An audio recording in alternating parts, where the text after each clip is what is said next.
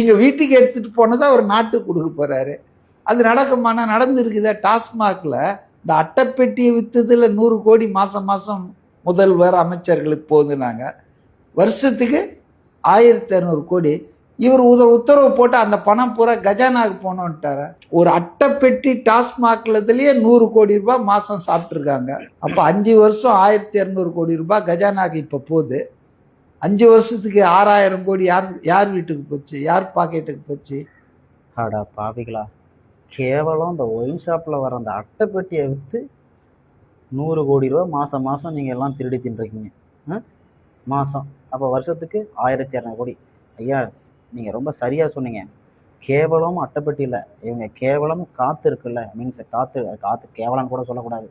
அதாவது கண்ணுக்கு தெரியாத காற்றை வச்சு கூட இவங்க ஸ்பெக்ட்ரம் 2G ஸ்பெக்ட்ரம்ங்கிற ஒரு ஊழல் பண்ணவங்க. இவங்கெல்லாம் வந்து எல்லாத்தையும் வச்சு ஊழல் பண்ணுவாங்க. உங்களுக்கு தெரியாத அனுபவமா எங்களுக்கு தெரிய போகுது அப்படிங்கிற பட்சத்தில் இவங்களெல்லாம் நம்பி நாடு இல்லை சார். இனிமேல் எதையுமே கொடுக்கக்கூடாது சார். இதுதான் உண்மை. சரிங்களா? ஊழல் திமுக அப்படின்னாலே ஊழல் தான் சார். ஊழல் தான் முதல்ல வரும். அதுக்கு தான்